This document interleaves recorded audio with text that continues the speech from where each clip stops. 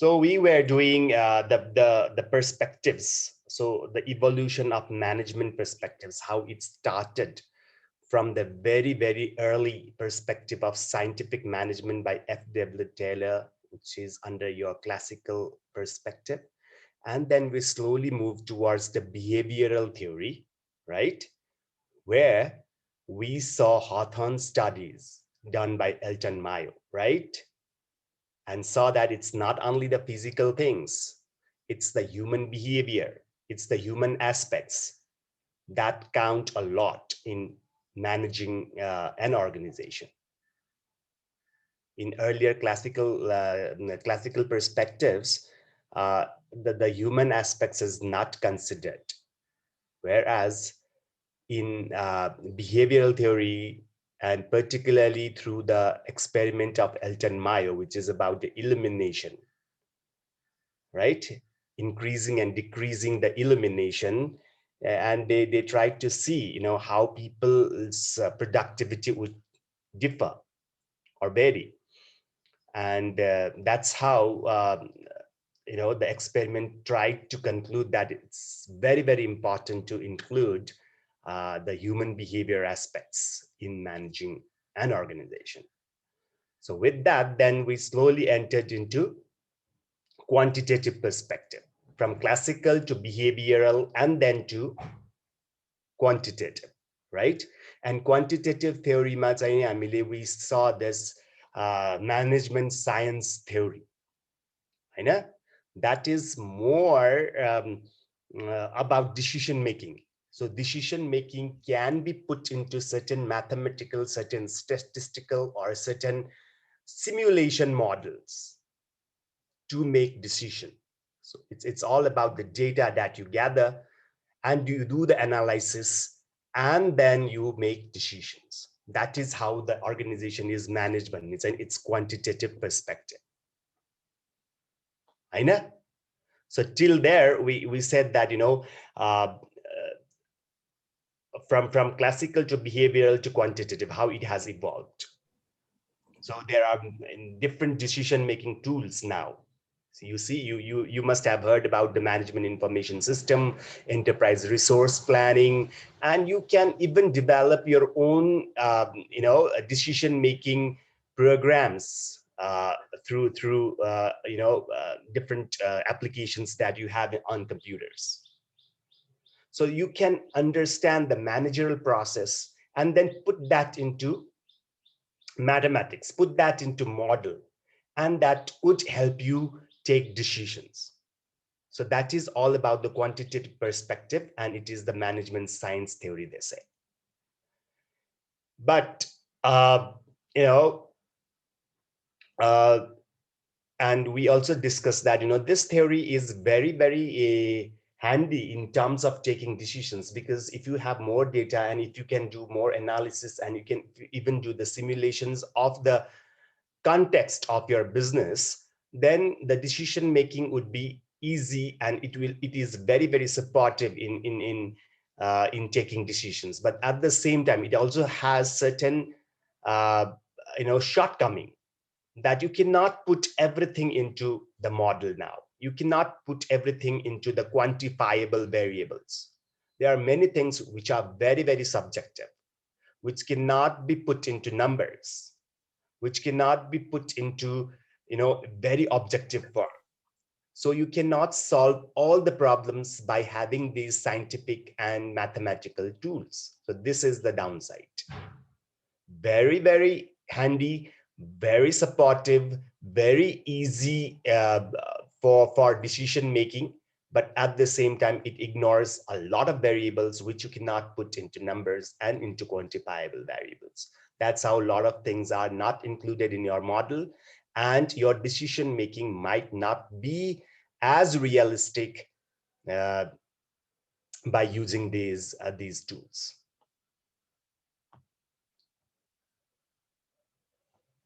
Got my point? Did you understand this quantitative theory or the management science theory?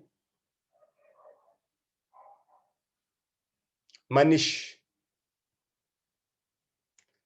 Yes, sir. And except Manish, I don't see anybody. And don't let me, repeat the same thing to put your video on, because it's very, very dry. It gets very dry when I don't see people. It has to be, like a class. Everybody put on the videos.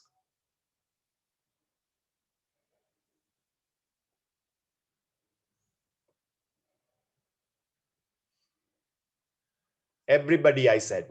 Yeah, this is very, very disheartening. Like, you don't come in time and you don't put on the videos, and it doesn't look like a class to me, as if I'm speaking to myself.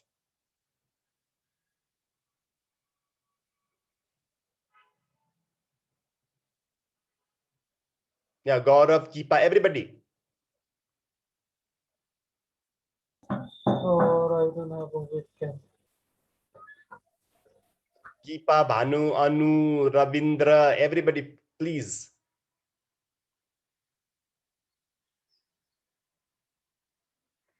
So I was asking Manish, can you now repeat what I said about the management science theory, which is the quantitative perspective? We are moving from classical to behavioral to quantitative now.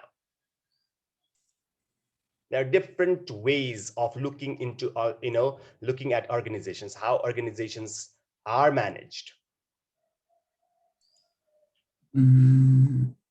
I'm listening, but I don't know how to answer the Okay. point. Can Tukar do that? I listen that we are moving from quantitative, then data science management, then from historical concept to classical concept. I think three people theory we have studied, and In classical.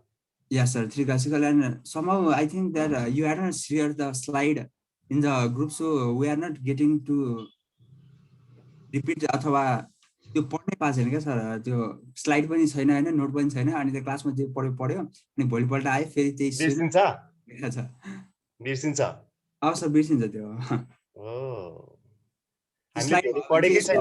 It's very basic. From अब आजको class पछि चाहिँ we'll be entering into the real managerial functions. अहिले हामी एकदम basics of management पढिरहेछौँ होइन। Management के हो, अर्गनाइजेसन के हो, म्यानेजमेन्टलाई कसरी डिफाइन गर्यो सुरुदेखि अहिलेसम्म. These are very, very basics of I'll but यो तीनटा क्लासिकलको तीनटा पनि बिर्स्यो? क्लासिकल तीनटा त बिर्सेको छैन सर, अस्ति भर्खर के हो त भन्नु त? Just give me the names of these three theories within classical perspective. थ्योरीको नाम चाहिँ थाहा छैन, मलाई कन्सेप्ट थाहा छ सर। अस्ति भर्खर पढेको हामीले इन्टेन्सिटीको हो, लाइट वाला हैन, अनि त्यसमा Is that classical? No no that not, त्यो हेर त्यो भन्दा अगाडि चाहिँ हामीले 12 हो कि 16 वटा पोइन्ट पढाएको थियो, अनि त्यो सरले एक एकजनालाई इन्डिभिजुअली सोध्नु भएको थियो, त्यो एउटा पोइन्ट हो। Okay.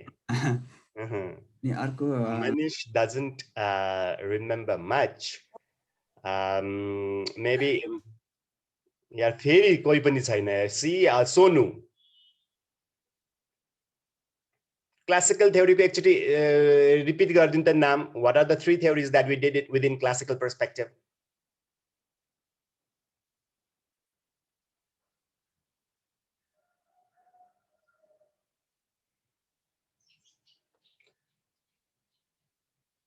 Names, only names of three theories within classical perspective. Sonu. Yes, sir. Yes, sir.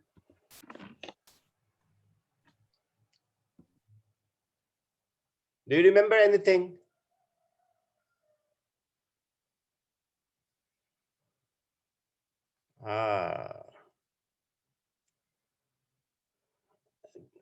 That is what happens, like, I was thinking that you've understood everything and you must have retained these things, because we have done all these by having presentation from yourself, Yes, sir. and also by discussing among ourselves. So that's how, these things become more retainable when we do this by discussing. And if it is only the slide showing things, then I'm sure that you are not going to remember all those things. But I have always made you talk in the class. That's why I keep telling you to participate in the class so that things get retained. Okay, Sonu is giving us the name within classical perspective. Yes, sir. Yeah, what are they? F.W. Taylor, That's the name of a scientist. classical theory. Yeah, F.W. Taylor is the name of the scientist or the theorist. He was mechanical engineer and he came up with this thought that this is how management has to be done. Scientific, F.W. Taylor. त्यो scientific theory को theory. नाम के रे? F.W. Taylor scientific theory, bureaucratic जस्तो type को. You're mixing everything together. Let me now ask Kipa.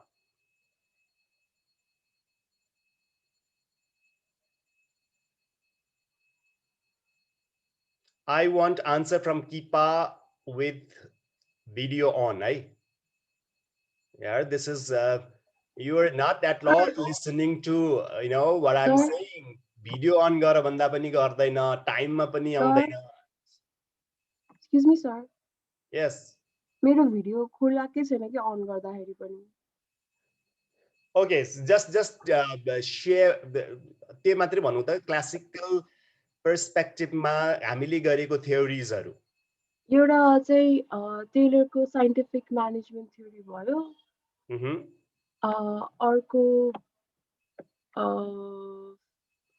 अर्को चाहिँ administrative theory भयो by Fayol I think I'm confused. अनि लास्टको चाहिँ वीबर भनेको so I don't remember the last one. Okay, so it's a simple, it's a scientific management theory given by F.W. Taylor, the very first one. Then we did administrative management, which is all about those 14 principles of management given by Henry Fayol. And the third one within classical perspective is the bureaucracy given by Max Weber. So these are the theories which we said, and there are certain limitations within these theories. And the main thing that is missing in all these theories is the human aspects. That's why there is the evolution of the behavioral perspective. And that was actually done through an experiment in the in the electric company, where there was certain experiment group and there was elimination done. The elimination was increased and decreased, and then tried to see how the productivity would vary. And that is how they came up with the idea that, it's not only the physical things, it's not only the payment that you make to the people. There are other human factors like the communications that have to be there within the people. There are certain empowerment that people have to be given. There are certain flexibility that the people have to be given. If all these things which are, the basic requirements as we, deal, as we live with, these things have to be there in the organizations. You cannot just have people given the work without, considering these human aspects. That's the behavioral theory, and the Hawthorne studies actually inferred that human aspects is very, very important in managing people. Then slowly we entered into quantitative one, which is more of a management science theory. Your decision making in the organization can be done through numbers, can be done by having models, can be done by having programs. Okay, you can put these things into numbers, analyze that, and that would give you the options from where you can choose which decisions you need to take. Okay, so you can use your softwares, you can use computer applications, you can develop your own program. You have many, developed programs like management information systems, enterprise resource planning. These are the things that you can use in order to take decisions in the organizations. But it does have many limitations, like there are certain things which you cannot just quantify. You cannot put them into numbers, and you cannot do analysis very objectively. There are many subjective things. So these are the limitations, right? Got it? यहाँसम्म आएको हामी पहिलाको scientific म्यानेजमेन्टमा FW टेलरले के भन्थ्यो भन्दाखेरि there is one best way to do thing. उसले चाहिँ नि डिड द वर्क एनालिसिस गर्दा यो काम यसरी नै गर्नुपर्छ भनेर चाहिँ गर्यो भने चाहिँ एफिसिएन्सी बढ्छ, प्रोडक्टिभिटी बढ्छ भन्नेको कुरादेखि लिएर we slowly move towards 14 principles, and then we study about the bureaucracy, where how large organizations work, and then behavioral hawthorne then human aspects came in. फेरि त्यसपछि चाहिँ नि साइन्स, नम्बर्स, क्वान्टिटी को फर्ममा राखेर कसरी एनालिसिस गर्ने र हाउ वी टेक डिसिजन्स भन्ने चाहिँ नि म्यानेजमेन्ट साइन्स थ्योरी, राइट? भयो यहाँसम्म? Now I think you will not forget. Manish? Yes, sir, I got the point. Right? यति चाहिँ बुझौँ न पहिला FW टेलरको it's the evolution. See how it has developed from very primitive kind of theory, which is very mechanical, very mechanistic kind of approach, to slowly entering into more human aspects being included. And at the same time, now we are also trying to incorporate the technology innovations or include garera management गर्ने समयमा, हैन? Right? So that is the management science theory. Now there are other approaches as well, which are very modern approaches to management, and two very contemporary or very modern kind of approaches in regard to management are systems theory and contingency theory. Have we talked about system theory in the last class? These are two more, very modern and contemporary perspectives of, managing. One is the systems theory, and another one is the contingency theory. Systems theory pani हामीले कुरा गरे जस्तो लाग्छ मलाई in the last class. I forgot. Mina remembers? I don't think so, sir. मलाई त याद छैन, sir. Okay. So systems theory ma चाहिँ के गरिन्छ भन्दाखेरि organization is seen as an organism. Okay? So when you look at an organism, if you look at your own human body, then there are many organs and many subsystems within our body to form this the whole human system. Similarly, organizations are also like the organisms or the human beings, where it has got number of organs and number of subsystems. These subsystems are very independent in their function. Okay, you have your own digestive system, you have your respiratory system, and you have your nervous system. They are subsystems within your body, right? Yes. So similarly, in the organizations also, you will have certain subsystems within your organizations, and they work very specifically independent of other subsystems. Meaning, in organizations, you will see as subsystems in your body. In organizations, you will see departments, units, or sections. For example, you have marketing department, you have finance department, you have operations department, and you have procurement department, administrative department. So these are different subsystems within the organization, and they are very distinctive in their jobs. They have their own specific jobs to do, independent of other subsystems. But as in the human or body system, these subsystems have to be in coordination with one another. They are doing their functions independently, but at the same time, they also have to be integrated. Our body systems integrate by human body, human system. You have your digestive, you have your respiratory, you have your circulatory system, and these are somehow integrated. I know respiratory or circulatory integrate by that one. Respiratory oxygen लिइरहेको हुन्छ, carbon dioxide फालिरहेको हुन्छ, फेरि circulatory मा चाहिँ त्यो oxygen चाहिँ फेरि circulatory blood मा त्यो oxygen जानु पर्यो हैन. So they are working independently, but they have to they are also integrated. Similarly, organizations also function like that. They have their specialized departments, they have their specialized units, they do their jobs independently, specifically, but at the same time, these subunits or subsystems have to integrate in order to achieve the organizational goal. Okay, so that is the system. That is the system perspective. So in system perspective, what happens is you have the inputs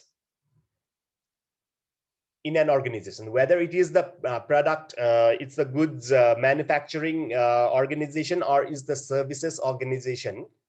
What you have in the beginning is you have to have certain inputs. हैन? And to inputs like चाहिँ के गरिन्छ organization मा भन्दाखेरि, then it is taken for conversion process. To input like चाहिँ convert गरिन्छ. There is transformation process. And when that transformation is done, then you have the outputs. Right? So this the organization works like that. Systems perspective. There are inputs, there are conversion processes, and then there's output. Okay. And systems can be of two types. One is closed system, another one is open system. Are you listening? Bujira chahe? Ha? Pukar. Bujira, sir. Right? Systems ma, there are subsystems which are differentiated at the same time integrated. Differentiated pani huncha unihharuko kamko anusar, but at the same time they are integrated. That's the system. The system जहिले पनि organization मा चाहिँ नि त्यो system कसरी काम गर्छ भन्दाखेरि system मा जहिले पनि input आउँछ पहिला. Then that is processed, conversion process हुन्छ. अनि त्यसपछि output निकालिन्छ हैन? Right? So when this conversion process takes place, it can take place in two forms. One is the closed system, another one is open system. Closed system भनेको चाहिँ कस्तो system भन्दाखेरि where you do not have any interaction or any interrelationship with the outside environment. Okay, that is the closed system. Open system is this process of input being converted into output. If that process takes place with interaction with the environment, with the outside environment, then that is the open system. And organization has to operate as an open system. It cannot operate as a closed system. Without interacting with the environment, the organizational goals cannot be achieved. So that is why it is said that organization is an open system. Okay. Why is an organization open system? Shushant. Now I have to make sure that what I'm saying is being absorbed by you. Okay, sir. Why is an organization an open system? Why is an organization an open system? It's not a closed system, it's an open system.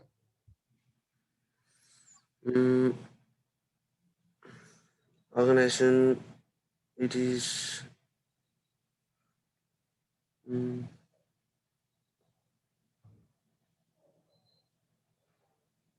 because it can be influenced from outside the world. Yeah. If a system works without interacting with the environment, that is the closed system. Yes. But organization cannot exist without interacting with the environment. All the inputs will come from the environment, and your output will also go to the environment, right? You have many feedbacks coming from your clients, and at the same time, you are also sending your money to your suppliers, and you are getting revenues from the customers. You have many other stakeholders around. There are it's not only the customers and the suppliers, but there are many other stakeholders which we will talk about, the different stakeholders and different environmental components.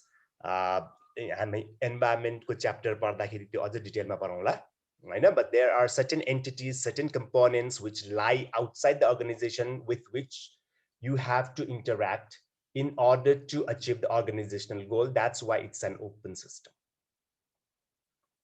Okay. भयो? Yes, sir. Now, another approach is the contingency theory, eh? Okay, let me know, what do you mean by contingency? Who knows?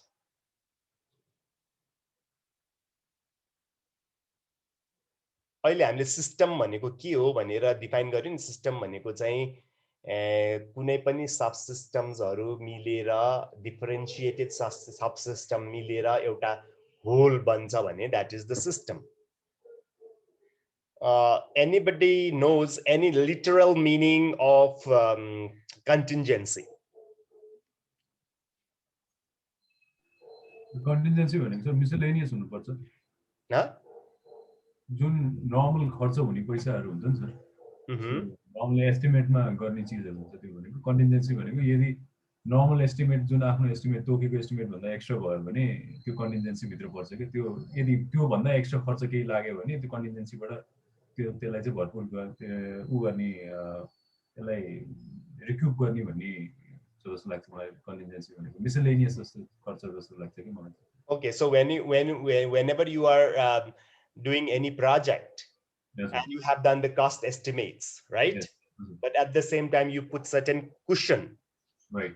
I know, because there are many uncertainties. You have done all the estimates based on many factors that you have taken, but as we said that there are many uncertainties in the environment, right?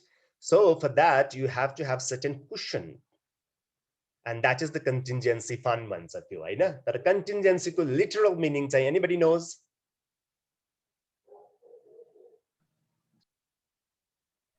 फ्युचरमा हुने event जुन चाहिँ predict गर्न सकिन्न।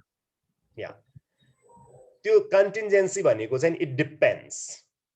It depends भनेको हो यो। There is contingency theory ले चाहिँ अब आएर चाहिँ के भन्दैछ? See, we are moving from very rigid kind of management theory to very flexible one.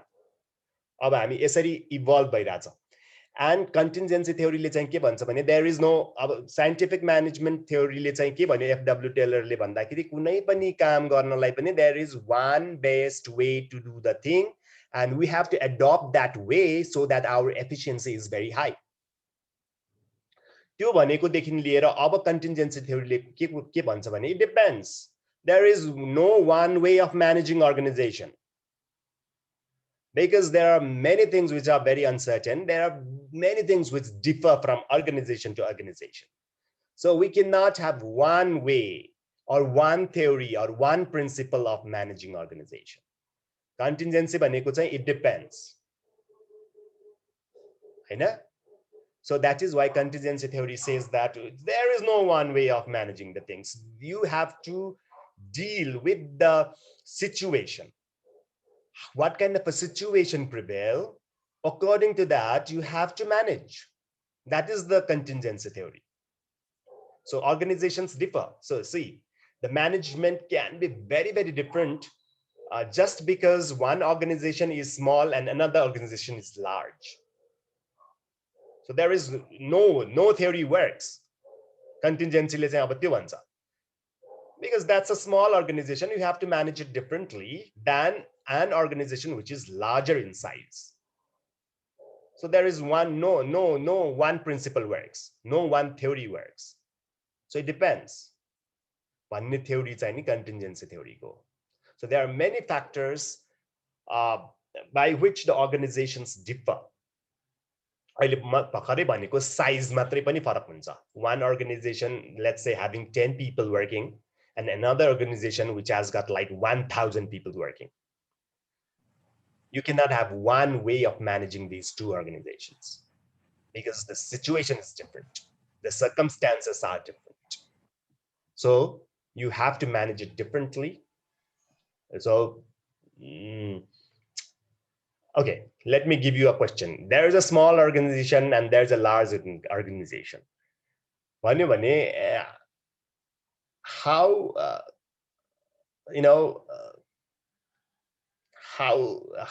how management could be different in these two?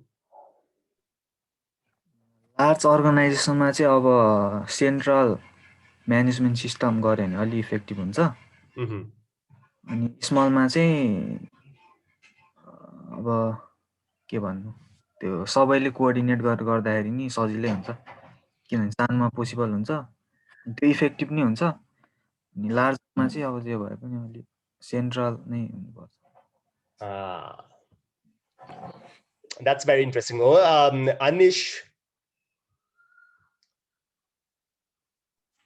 large decision making has to be centralized. In smaller organization, decentralized decision making. Is that it? What you said, Deepak? I think Deepak had said in smaller organization. Yes, in smaller organization, yes, what?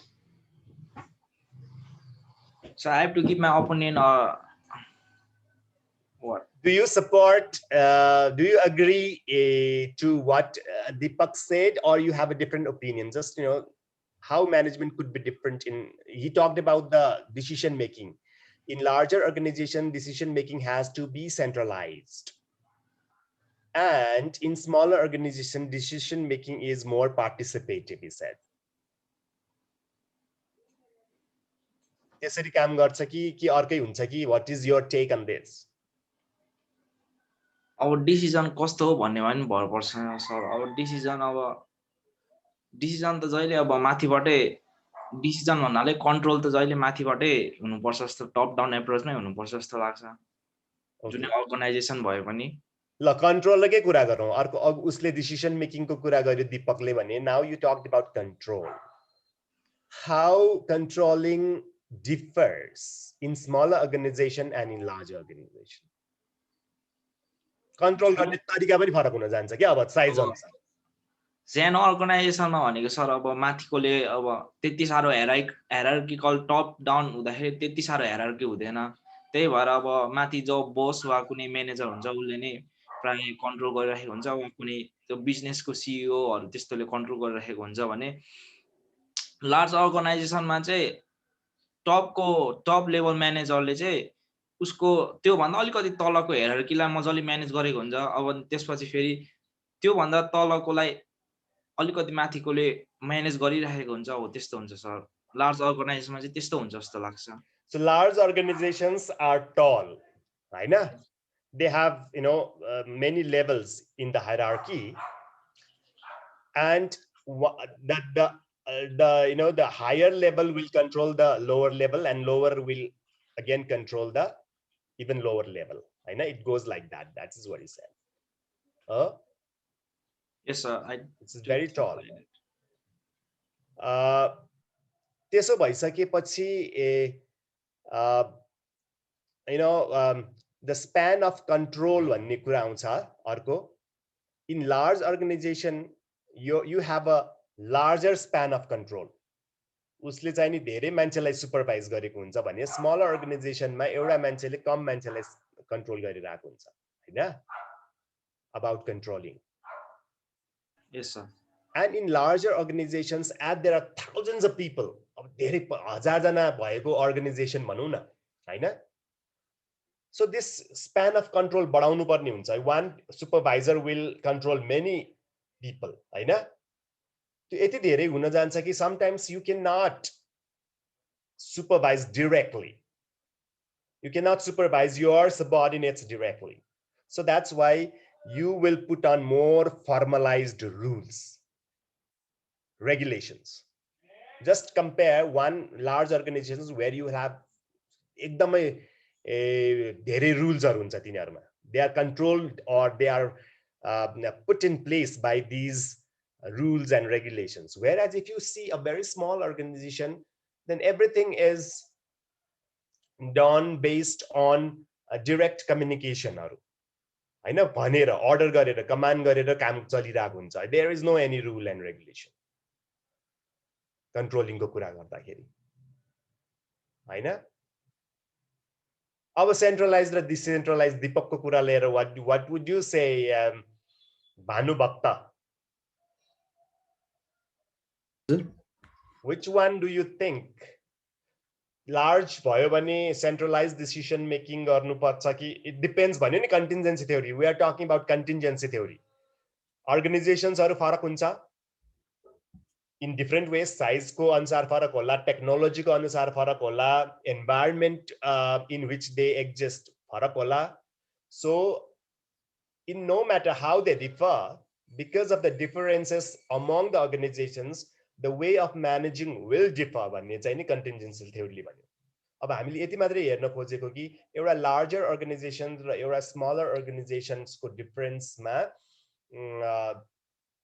चाहिँ नि management को function चाहिँ कसरी differ गर्छ भन्दाखेरि एउटा decision making centralized हुन्छ large organization मा and decision making is very participative in small organization भन्यो हैन.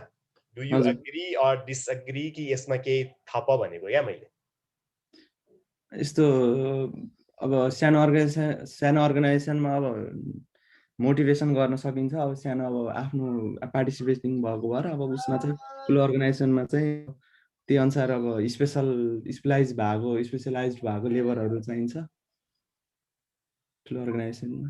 डिसिजन मेकिङ चाहिँ अब के अरे उसको पार्टिसिपेटिङ भएर अलि सबैको त्यो अनुसार हुन्छ के अरे. अनि ठुलो अर्गनाइजेसनमा अब सेन्ट्रल अथवा अब सिओ अथवा बसले अब जुन अनुसार डिसिजन लियो त्यो अनुसार त्यसपछि तल इम्प्लिमेन्ट हुँदै जान्छ. म्यानेजमेन्ट स्टाइल पनि फरक हुन्छ हैन. मैले चाहिँ यो जे गर्न पनि सकिन्छ सी म्यानेजमेन्टमा. अब एउटा ठुलो अर्गनाइजेसन म सेन्ट्रलाइज गर्छु भन्ने पनि सक्यो हजुर हैन. एउटा सानो अर्गनाइजेसनले डिसेन्ट्रलाइज गर्छु भन्दा पनि पायो. It's there is no one way of managing भन्दै छौं. तर कुन चाहिँ राम्रो हुन्छ भन्नेको हामीले यहाँ कुरा गर्न लाग्यो के. इन लार्ज अर्गनाइजेसनमा अब मैले लार्ज अर्गनाइजेसन भए पनि मैले चाहिँ no matter you know how long it will take to take the decision I will have the centralise decision making भन्ने पनि पायो. Right. It's the style of managing. But which one works better भन्ने चाहिँ अब हामीले थाहा पाउनु पर्यो के गर्दाखेरि ठिक हुन्छ. In large organisations whether it is good to have centralise decision making system or decentralized.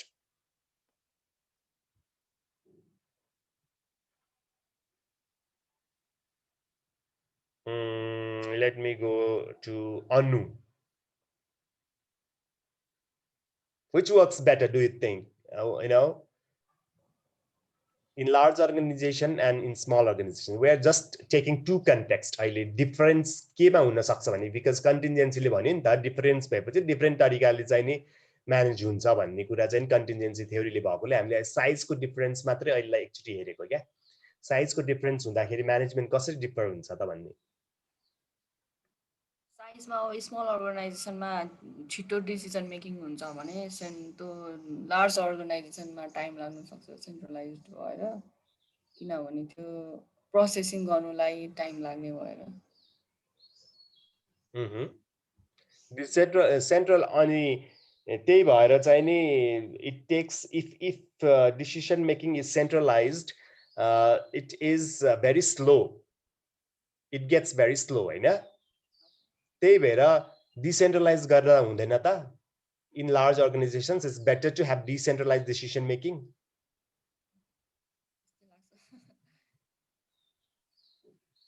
हैन? As you said, it is very time consuming.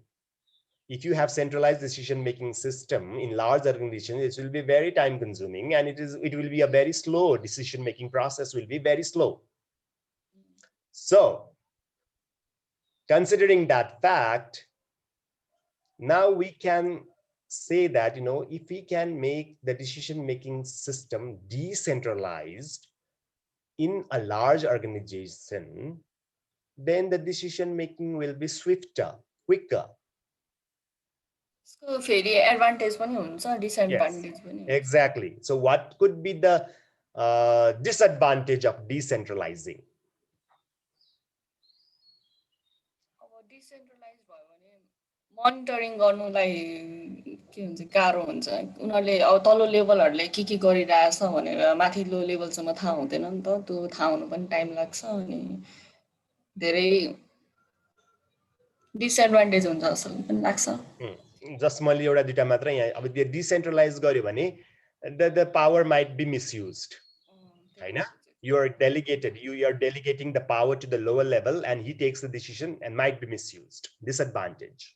Right लिन सक्छ भने रङ डिसिजन लिनु पनि सक्छ. अर्को अब यसलाई अर्को किसिमले जे अर्को पनि हुन सक्छ. Centralized भयो भने people are very disappointed, very not excited. Decision making जहिले पनि माथिले गर्छ, हामीले चाहिँ केही पनि निर्णय लिन पाउँदैन भन्ने भयो भने people are not motivated. But if you delegate the power to the lower level and you delegate that power to take the decisions at the lower level, they feel very empowered. They feel very proud. Now they are taking the decisions by themselves. So they will be taking decisions very cautiously and very carefully. त्यो पनि हुन सक्छ. See, that is how, you know, these things management मा मैले त्यही भएर भनेको, there is no one way or one solution to any problem. You have to do the analysis. अब यही नै analysis धेरै गर्न पर्छ के हामीले के गर्दा यो यसको pros and cons हरु के हुन्छ भन्ने कुराहरु you have to be analyzing and then managing, हैन? अर्को चाहिँ नि organizations size मा different भयो. अर्को organizations can be different in terms of technology. One organization which works with the technology of you know, more human involvement, very primitive kind of organization where there is more primitive kind of a technology being used. And you also will have one organization where there is a very advanced, very automated kind of technology in place. दुई किसिमको organization. So how do you think management could be different in these two kind of?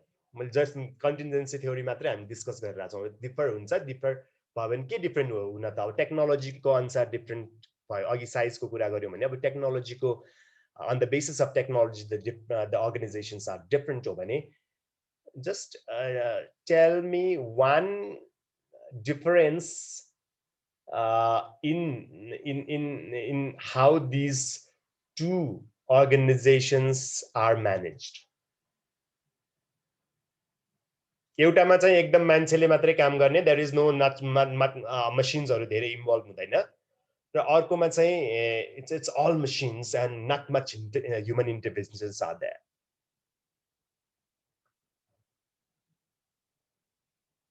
त्यस्तोमा कसरी चाहिँ management कुनै चीज how management can be different in those two? Management भनेपछि anything के planning, controlling, decision making, leading, in any perspective how they differ.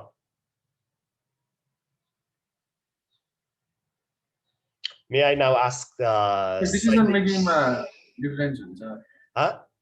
Decision मेकिङमा difference हुन्छ सानो र ठुलोमा। सानो र ठुलो होइन, अहिले टेक्नोलोजी टेक्नोलोजीको केसमा टेक्नोलोजीको केसमा पनि डिफरेन्स हुन्छ। अब ठुलो अर्गनाइजेसनमा धेरै टेक्नोलोजी युज गरेको हुन्छ, सानोमा त्यति धेरै युज गरेको हुँदैन।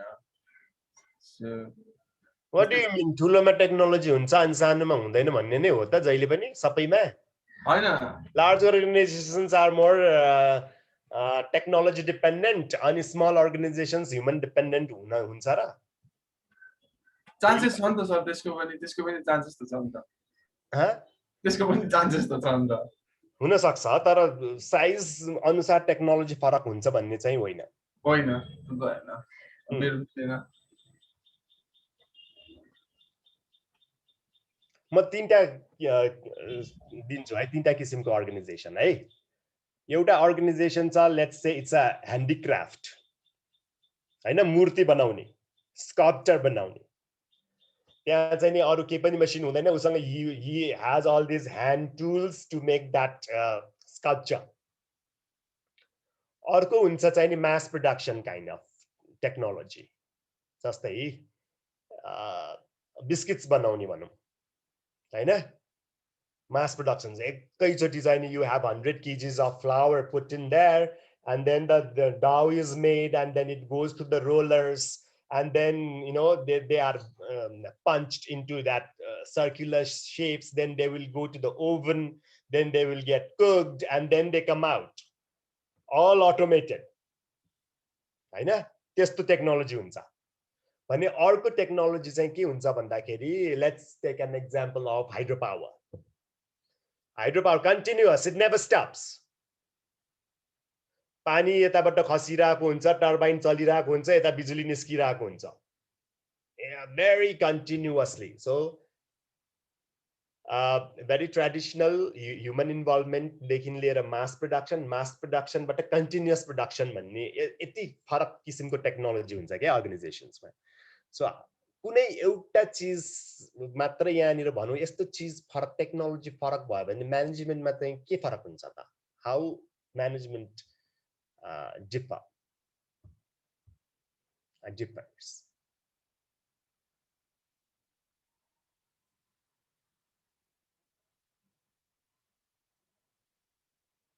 एउटा चिज के केही पनि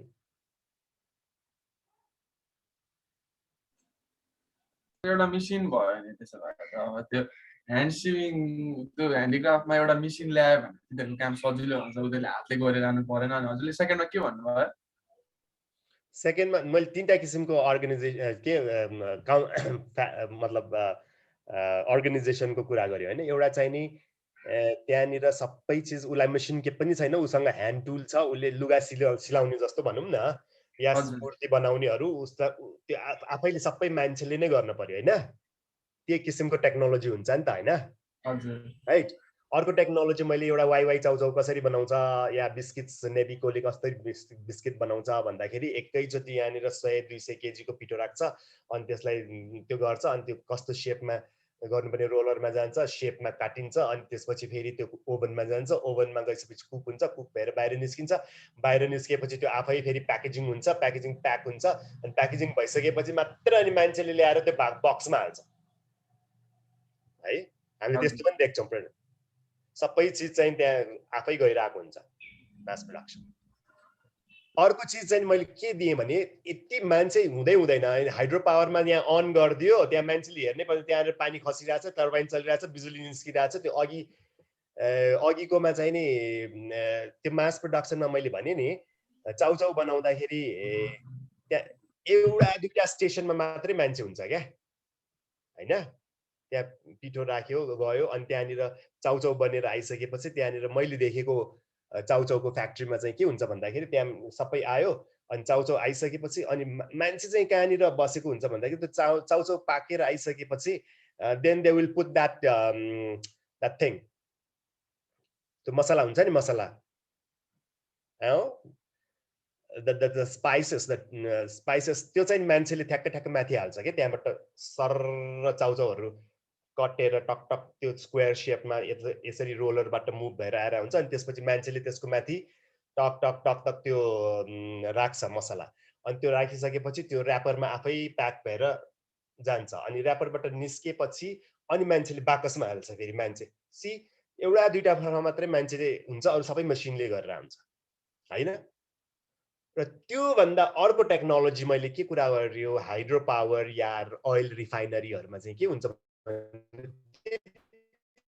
मान्छे पनि हुँदैन फेरि सबै त्यहाँनिर पानी खसिरहेछ टर्बाइन चलिरहेछ बिजुली निस्किरहेछ मान्छेहरु कहीं पनि कामै गर्नु पर्दैन त्यस्तो तीनटा किसिमको टेक्नोलोजी एकदमै फरक किसिमको टेक्नोलोजी मैले I have put in front of you हैन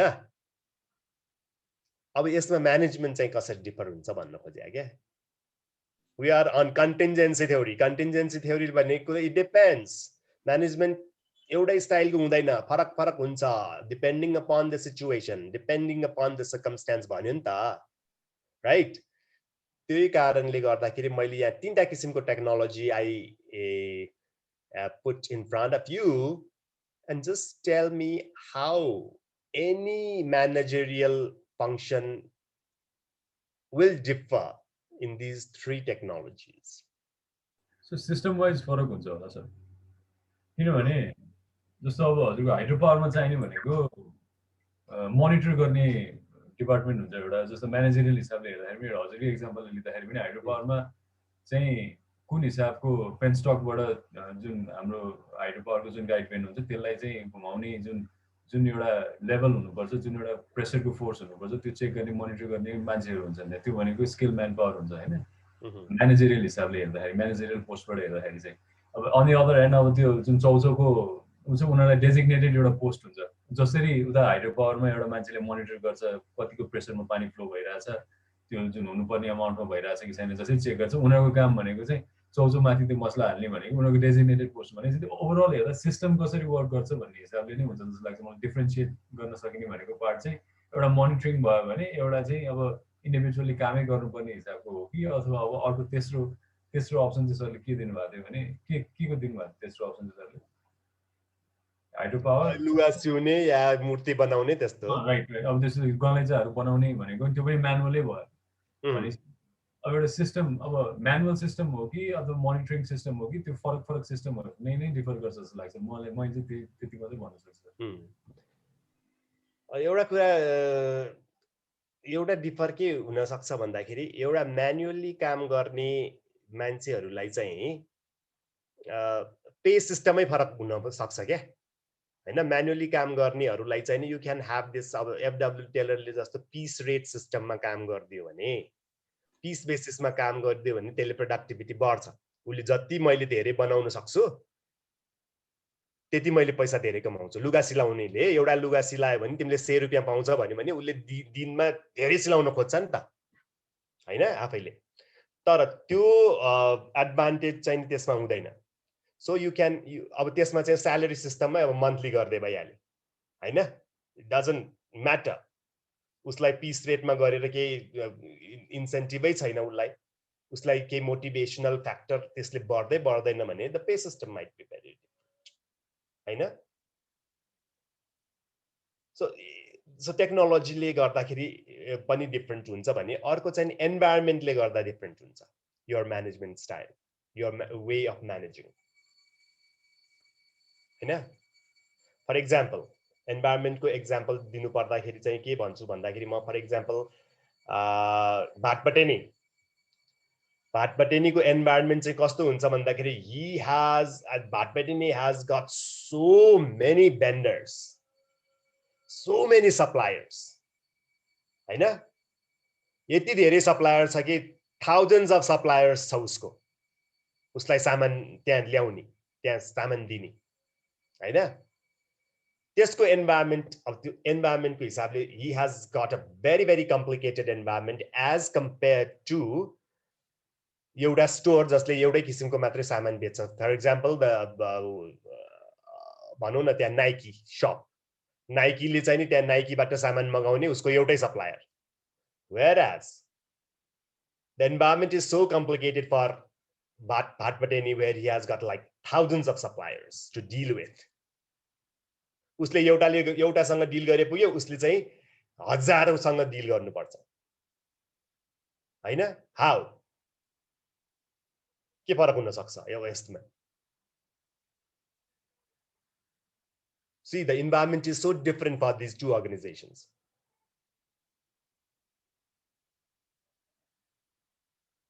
हैन?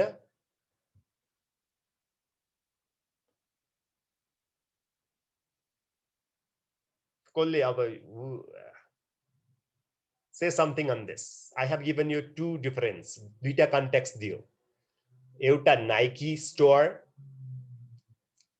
at Darbar Marg, which sells only Nike, and the environment is very simple in terms of supplier, है? हामीले environment को कुरा गर्दा धेरै हुन्छ, तर supplier को context मा मात्रै मैले यहाँ दुईटा सिनारियो दिएँ. एउटा चाहिँ Nike, who is dealing with one supplier, and Bhatpatini, who has to deal with 1,000 suppliers.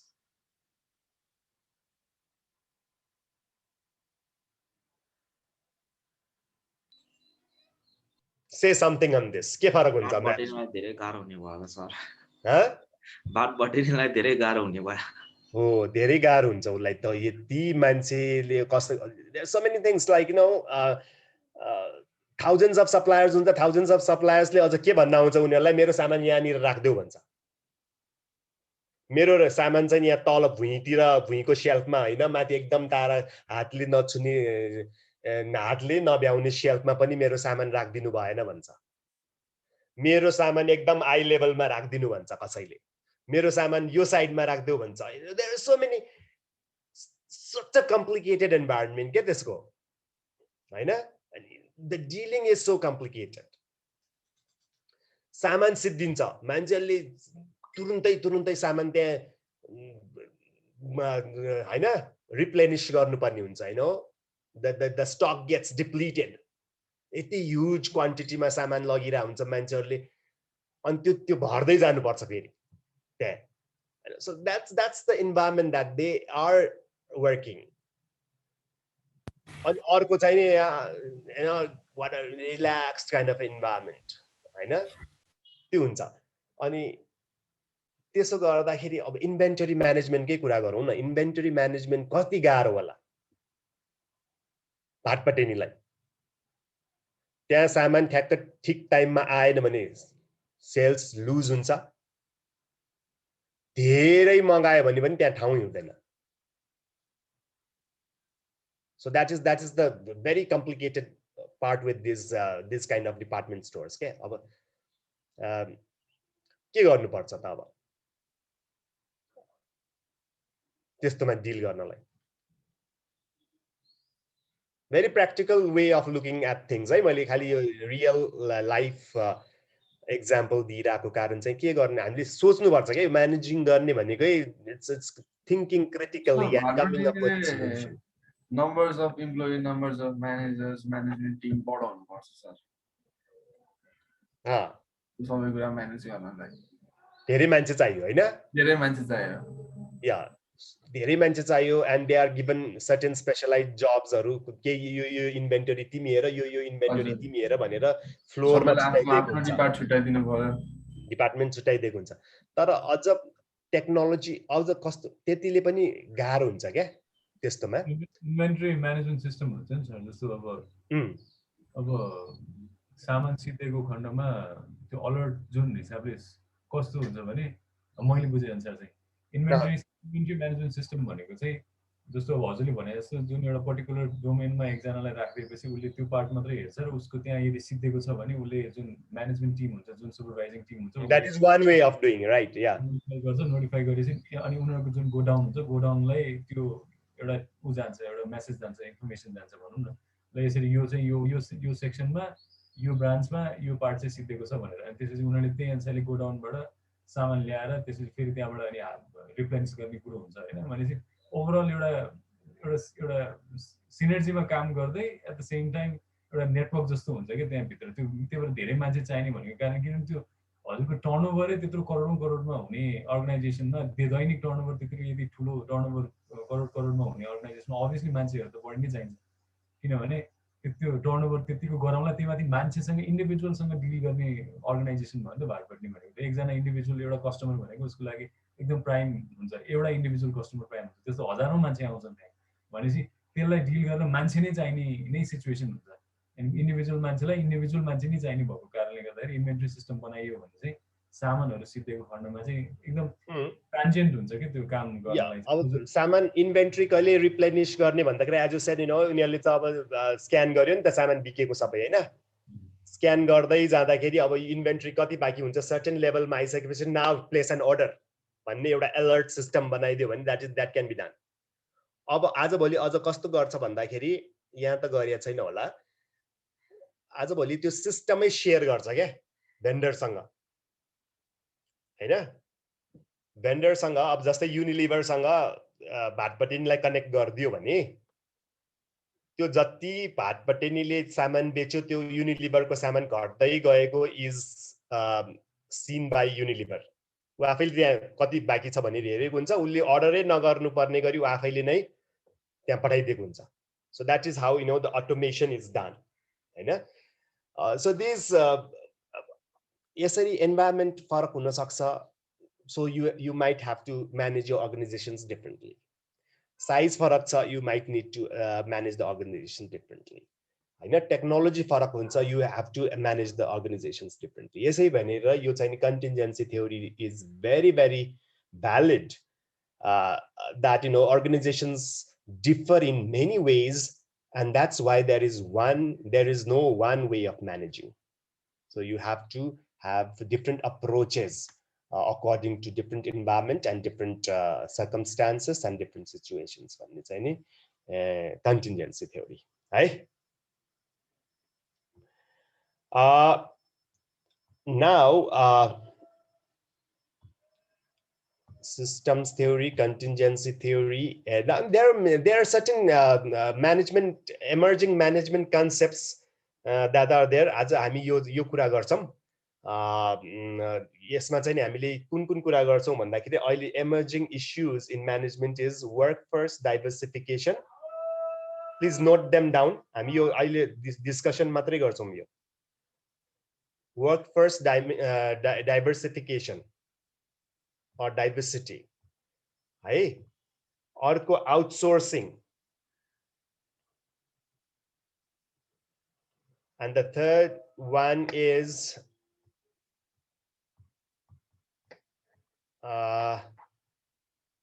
here you have in your course knowledge management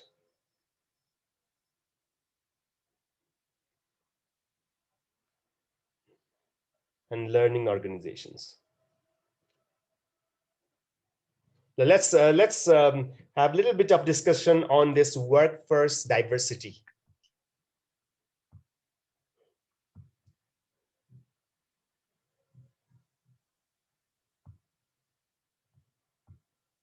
Yeah. One of the very important issues in management aileko चाहिँ नि workforce diversity हो. There are diverse, very heterogeneous people working in an organization and managing that is an issue. Right? So let's talk about this workforce diversity. Good, bad, how to manage भन्ने कुरा चाहिँ हामी गरौँ. Workforce diversity is good or bad? An organization where you employ only men, you don't employ women, there is no diversity.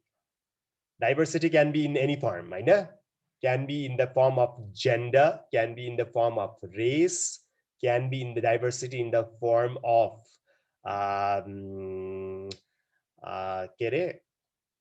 cultures, diversity in the form of many things. So it's better to have a very diverse workforce or a very homogeneous workforce.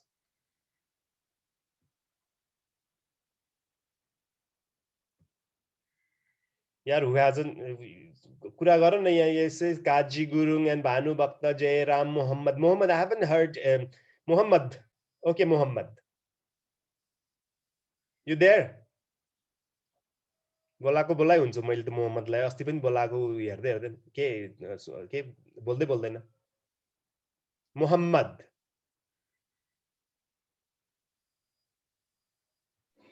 Yes sir. Yes Mohammed, can I see you?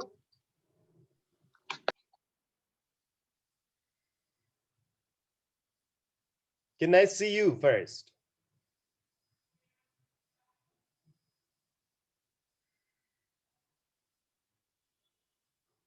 He's lost.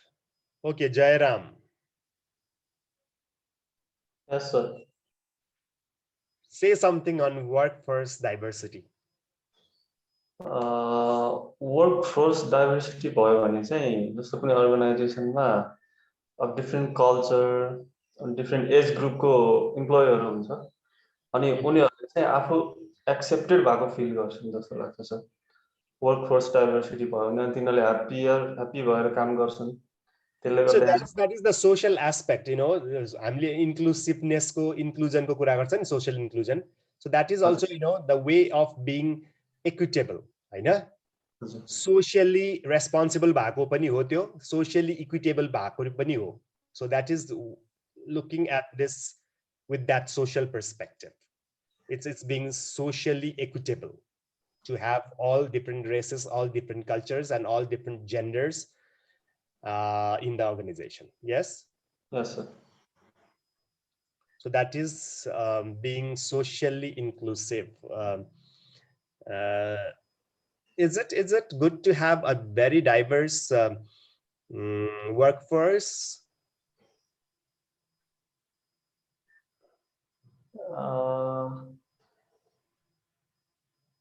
I think so, sir. It's good. Yeah, good. Or it is also bad?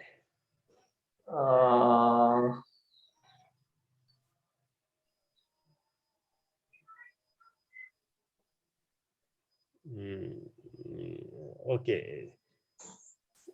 Diversity, I need two persons here. One favoring workforce diversity and one not favoring workforce diversity. एउटाले चाहिँ नि यसको disadvantage भन्ने, एउटाले चाहिँ यसको advantage भन्ने.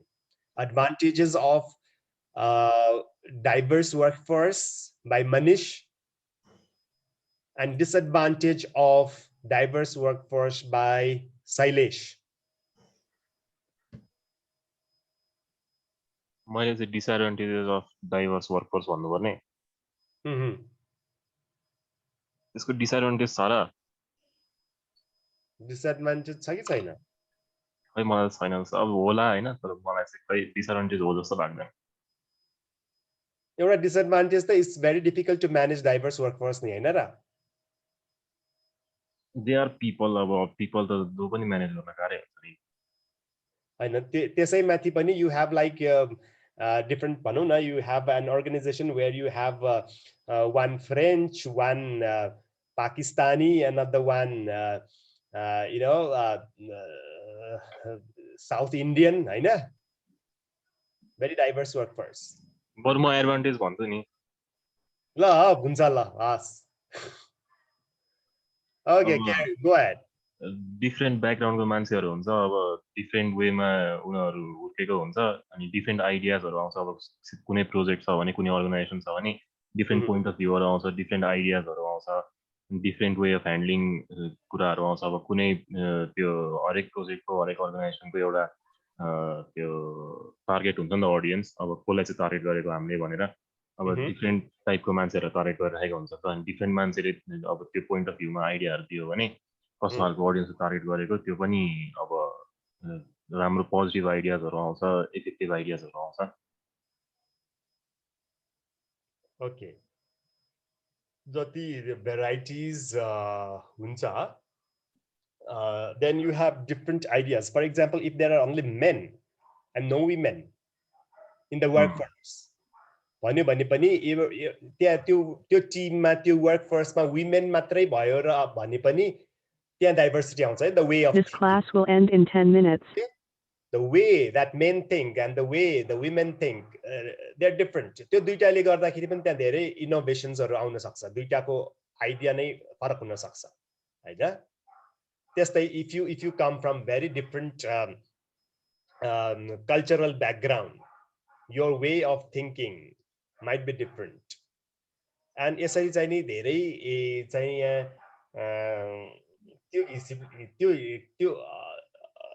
त्यो किसिमले चाहिँ राम्रो हुन्छ हैन शैलेश? हो सर। वेयर इज त्यो कहाँ गयो अर्को? या मनिष अब डिसएडभान्टेज के छ त यसको? सर म डिसएडभान्टेज भन्दा म एडभान्टेजतिरै जान्छु म। ल के त अब डिफ्रेन्ट भेराइटीको मान्छे भयो भने चाहिँ उनीहरू के भयो भन्दा उनीहरू सिलेक्ट हुँदाखेरि चाहिँ कुनै पनि त्यो कास्ट बेस अथवा त्यो रिलिजन बेस अथवा यस्तोमा उनीहरू डिस्क्रिमिनेट भए जस्तो हुँदैन होइन। अनि त्यहाँबाट डिफ्रेन्ट पर्सपेक्टिभको मान्छेहरू आउँछ भनेको त्यस्तोमा सिलेक्ट भएको भनेको उनीहरू कुनै पनि त्यो के भने त्यो मेरिट बेसमा आएको हुँदैन होइन। उनीहरू आफ्नो पावरमा अथवा उनीहरूको आफ्नो एफोर्टमा आएको हुन्छ त्यहाँ कम्पनीमा।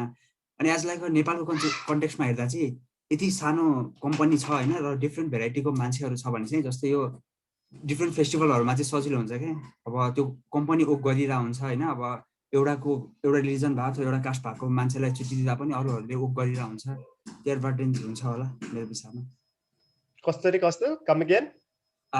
जस्तै डिफ्रेन्ट भेराइटी जस्तै मुस्लिम भयो, कोही तराईको मान्छे भयो, एउटा कम्पनीमा भयो भने दसैँमा यदि ब्राह्मण क्षेत्री अथवा जो पनि हिन्दू रिलिजनहरूलाई छुट्टी दिँदा पनि त्यो कम्पनी वर्क गरिरहेको हुन्छ नि त। किनभने डिफ्रेन्ट भेराइटीको मान्छे चाहिँ उनीहरूलाई एकै टाइममा त्यो छुट्टी अथवा होलिडे चाहियो हुँदैन। अनि यसरी नै डाइभर्सिफाइड भयो भने चाहिँ कम्पनी एकदमै स्मुथली रन गर्न सजिलो हुन्छ होला। यार अरु जसलाई बोल्न मन लाग्छ in this issue? It's a very disadvantage भन्दैन। डिसएडभान्टेज? हजुर सर। ओके मिना। पुगारले डिसएडभान्टेज भन्ला हो नि पुगारले ए हैन मिनाले भन्दा हुन्छ त्यसो भए। हैन तिमीले नि भन्ने भए भन ब्रो। हैन म त अब एउटा दुईटा अब फर्स्ट मिना अर्को को हु इज पुकार? हजुर हजुर sir. After Mina Pukar will share his views. डिसएडभान्टेजको रूपमा हेर्दाखेरि एज अ कम्पनी चाहिँ जुन हिसाबले डाइभर्स वर्कफोर्स राख्यो भने चाहिँ त्यही अनुसारको सुपरभाइजरहरू पनि चाहिन्छ हैन। एक्सपेन्सेसको हिसाबले पनि कम्पनीलाई अलिकति असर पर्न सक्छ। किनभने वर्कफोर्स डाइभर्सिफाइड हुने बित्तिकै जति म्यान पावर बढी हुन्छ त्यो म्यान पावर बढी नै हुने कुरो हो डाइभर्सिफाई गर्दाखेरि हैन। चाहे त्यो अब जेन्डरको कुरामा होस्, एथनिक ग्रुपको कुरामा होस्, चाहे त्यो रिलिजनको कुरामा होस्, हरेक कुरामा वर्कफोर्स बढी चाहिने भनेको मान्छे बढी चाहिने हो। भने एज अ एक्सपेन्सको रूपमा चाहिँ एउटै काम गर्न सक्ने यदि एउटा सुपरभाइजरले सबै काम गर्न सक्छ र त्यसलाई त्यसको सुपरभाइजरको अन्डरमा 5 जना राख्नु पर्यो भने 5 जनाको एक्सपेन्स कम्पनीले बेहोर्नु पर्ने हुन्छ हैन। एक्सपेन्सको साइडबाट चाहिँ जहाँसम्म लाग्छ एउटा डिसएडभान्टेज हुन सक्छ। तर अब कम्पनीको इट डिपेन्ड्स अन कम्पनी। अब उसले कस्तो टाइपको काम गर्छ र उसको जुन एउटा टर्नओभर जस्तो भाडबट्टी जस्तो कम्पनीलाई मान्छे धेरै राखेर उसलाई त्यो खासै असर पर्दैन। डाइभर्सिफाइड मान्छे राखेर अभियसली उसलाई एडभान्टेजले डिसएडभान्टेजलाई आउटवे गरेर हुन्छ। तर के भने त्यो कम्पनीमा पनि डिपेन्ड हुन्छ अब कतिको बलियो त्यो रेभेन्यू कलेक्सन गर्न सक्ने कतिको ठुलो कम्पनी हो। एक्सपेन्सेसको रूपमा मात्रै मैले सोचे सर हैन डिसएडभान्टेज चाहिँ एउटा यो चाहिँ यस्तो चाहिँ होइन मिना। यो डाइभर्सिटी ल्याउनु पर्छ भनेर यु डोन्ट हायर पिपल रिडन्डेन्टली। एउटाले गर्ने काममा एउटै ल्याउने हो। यसको मतलब यो होइन कि त्यो एउटाले गर्ने काम हामीले डाइभर्सिटीको लागि 3टा राख्ने भन्ने चाहिँ होइन है। हैन मैले त्यो भन्नु खोजेँ हैन सर। मैले भन्नु खोजेको अर्थ चाहिँ के हो भने जस्तो एउटा कुनै जस्तो मानौँ सफ्टवेयर कम्पनीकै एक्जाम्पल मानौँ सर हैन। सफ्टवेयर कम्पनीमा एउटा डिपार्टमेन्टको एउटा डोमेन भित्र एउटा सुपरभाइजर बसेको हुन्छ। अथवा इभन ल भाडबट्टीमा पनि मानौँ एउटा माथि एउटा सुपरभाइजर हुन्छ उसको अन्डरमा त्यही सुपरभाइजरले भन्न सक्ने कुराहरूको लागि जति पनि मान्छेहरू हुन्छन् त्यही अन्डरको मान्छेहरू हुन्छन् नि त सर हैन। 5 जना मान्छे राख्नुको रिजन के भने त्यो म्यान पावर चाहिएको भएर उसले राखेको अझ डाइभर्सिफाइड हुन्छ हुँदैन बेग्लै कुरो। तर मान्छे चाहिएको भएर उसले राखेको हुन्छ नि त। सुपरभाइजरले त सबै त्यो काम जानेको हुन्छ उसले। त्यही भएर उसले सुपरभाइजर हुनुको रिजन त उसलाई सबै काम आउने हुन्छ। तर के भने उसले एक्लैले गर्न नसक्ने भएको भएर मान्छे बढिराखेको हुन्छ हैन। त्यो हुनुको कारण चाहिँ के हो लास्टमा गएर के भइदिन्छ भने एक्सपेन्सेस चाहिँ अभियसली बढ्यो। कम्पनीलाई एउटा अलिकति असर चाहिँ के भने एक्सपेन्सेस 5 जनालाई त दिनु पर्यो नि त एक हिसाबले स्यालेरी त। त्यो एउटा माइनर कुरा चाहिँ डिसएडभान्टेजको रूपमा जान सक्छ। तर डिसएडभान्टेज मैले भनिहालेँ डिपेन्ड गर्छ। कम्पनी ठुलो हो भने उसलाई उसको टर्नओभर पनि त्यही अनुसारले छ भने अभियसली उसलाई मान्छेसँग डिल गर्नुपर्ने छ भने अभियसली बढी मान्छे राख्नै पर्यो। टर्नओभर धेरै भएपछि उसलाई त्यो दिन पनि गाह्रो भएन। सानो कम्पनी छ भने र डाइभर्सिफाइड वर्कफोर्स राख्नुपर्ने स्थिति बन्यो भने चाहिँ उसलाई चाहिँ अलिकति त्यो एक्सपेन्ससँग आफ्नो कुरा मिलाउनलाई चाहिँ अलिकति ब्यालेन्सिङ गर्नलाई चाहिँ अलिकति गाह्रो हुन्छ कि भने त्यसरी चाहिँ रिलेट गर्न खोजेको कि सर ओके ओके पुकार सर फर्स्टमा चाहिँ अब डिसएडभान्टेज के हुन्छ भन्दाखेरि अब ल्याङ्ग्वेज बेरियरको कुरा आउँछ होइन सबैजना छुट्टा छुट्टै चाहिँ नि रिलिजनबाट भएको हुनाले एउटा ल्याङ्ग्वेजमा कन्फ्लिक्ट आउन सक्छ अनि अर्को चाहिँ भनेको के हुन्छ त भन्दाखेरि अब सबैको ओपिनियन छुट्टा छुट्टै हुन्छ नि त अब सबैको आफ्नै धारणा हुन्छ होइन त्यो कारणले गर्दा पनि एउटा डिसिजन मेकिङ स्लो हुन्छ कि भन्ने कुरा हो होइन अनि अर्को चाहिँ के हुन्छ भन्दाखेरि आफ्नो आफ्नो त्यो यहाँ सबै अब वर्कफोर्स डाइभर्स भएको कारणले अब सबैको आफ्नो क्वालिफिकेसनको अनुसार उसले अर्गनाइजेसनमा पोजिसन नपाउन सक्छ क्या होइन त्यो पनि एउटा हुनसक्छ जस्तो लाग्यो मलाई चाहिँ अब मसित अब एउटा राम्रो क्वालिफिकेसन छ तर मैले त्यसको जब पाउनुभन्दा अलिकति तल्लो लेभलको जब पाउन सक्छु कि त्यो हुन्छ कि भन्ने कुरा हो तर नहुन सक्छ ओके सो